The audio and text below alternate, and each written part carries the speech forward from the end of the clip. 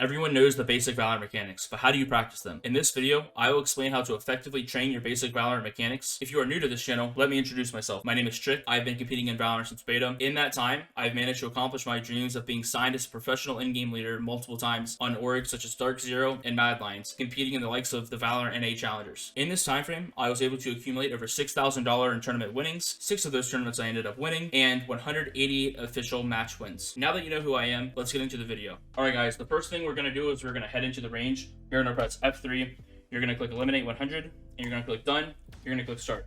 Now, our goal here is going to be to focus on our movement. We are not focused on our aim, we're not focused on anything else, we're focused on our bursting and movement. So what does that look like? We're going to go here, and then we're going to rush these shots, right? Notice how I'm rushing these shots. I'm not really taking a lot of time to aim. I'm really just trying to focus the movement how I would in game if I'm in an engagement. This is what you want to do. I want you to head into the range and do this for 100 kills, okay? That way it just becomes muscle memory. Next, we are going to go into Deathmatch, and we are going to practice those 2 bullet bursts. We're going to hyper-emphasize on only 2 bullet bursting and focusing on that movement. That's all we're trying to gain from this Deathmatch. Just unavoidable.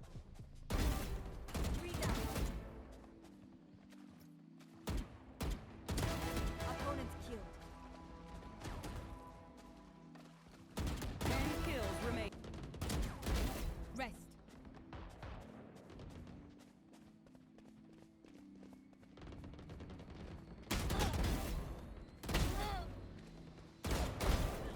Three down.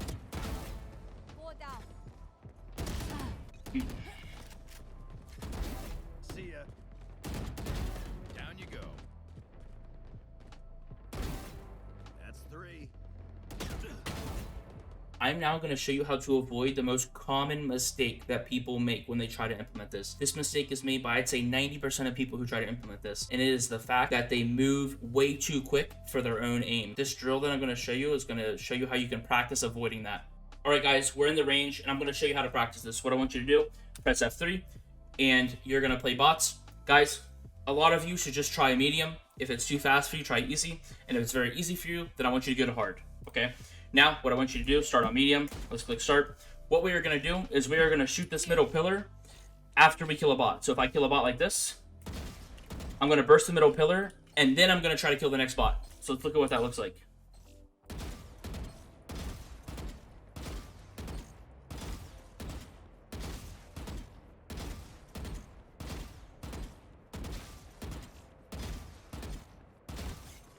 I'm sure you guys can see how the bursts are coming out much slower, and it's forcing me to take my time and actually aim. And as time goes on, you can speed this up, but for now, you really want to get a feeling for it. It's like the aim during your bursts and not just spam 80 AD and spamming your shoot button. I'm going to be giving away 3 free coaching sessions in the comments to this video, so make sure you guys subscribe to the channel, like the video, and leave a comment. Let me know what rank you are, let me know why you want coaching, and I'm going to pick 3 people from the comment section and give them a free 1-hour session. Alright guys, now it's time to move on to the next thing that we are going to focus on, which is crosshair placement. For this first section of crosshair placement, this is going to be for beginner or intermediate players. You can skip it if you want, if you're not a beginner or intermediate player, but for those who are still going to watch this, here's what we're going to do. We are going to memorize the angles on the map, and we're going to practice that in the custom game. Alright, so how you're going to do that, you're going to come up to a set, you're going to peek from tiles to cap, until you have perfect crosshair placement like this. This is exactly where you want your crosshair, okay? So if you peek it and it's off, I need you guys to practice peeking on it. Now, here's the issue, all right? A lot of you guys will peek somewhere like mid like this, right? You guys will peek mid like this with your crosshair here, and all these different angles you're exposed to, and you're not pre-aiming, okay? This is not what good crosshair placement is. Crosshair placement is not having your crosshair in the right general direction. Like, if I was to peek top mid right now, it's not peeking like this. It's not about having your crosshair in the right general direction. That helps, but that's not what good crosshair placement is. Good crosshair placement peeking top mid looks like this, right? Actually on the angle that common players play, right? Most of the time, if someone's top mid, guess what they're going to be? They're going to be right here holding this angle. So you want to pre-aim that angle. So when you guys approach this, try to think about where people actually play, right? So you can come jump spot cap, then you can peek it, right? And then now, where are going to people play next? They're going to be right here. They're going to be crossing into that mid right side off angle. So you're going to peek that. And then you're going to square up to here. And then guess what? You're going to peek here, then top right, then mark it. Then now you're probably looking at this off angle. And that's how you're going to practice it in the custom game. Alright guys, the next thing that we're going to talk about is laziness with your crosshair placement, and it's the idea that whether it be in a chaotic situation or just in a standard situation where you don't take the time and effort to have good crosshair placement. So for example, you might get a kill heaven, and instead of you squaring up the spawn and then swinging it, what you'll do is you'll get a kill heaven, then you'll instantly swing this with bad crosshair placement. And your crosshair might be kind of in this general area, but you're not actually ready for that fight, you know? You need to get this kill, square up, and then peek, and actually be ready for this fight. And then chill, wait a second, square up the short, be ready for that fight, etc. That's what I need you guys to do. You can't rush it. You can't skip all of these angles. All right, guys, here's an example of that exact issue in a VOD someone that I was coaching last night. When they get off the bomb here, they don't take their time to peek CT. So they get off the bomb, they have no clue if someone could be here or not, and they don't take their time to peek. Now here, you'd want to square up and peek A short. Again, someone could be A short. You'd want to perfectly peek A short right now. They can't be showers yet, so that's fine, but you'd always want to be priming CT here. So you can see how in these custom games, it's a little bit easier when we did that training, right? But in game, in moments like this, people tend to make these errors. Guys, you've got to remove these errors from your gameplay. The next thing we're going to talk about is a common issue that I see with crosshair placement, and is the idea that you have a very restricted range of motion mechanically, and that doesn't allow you to have good crosshair placement in a lot of situations. So what do I mean by that?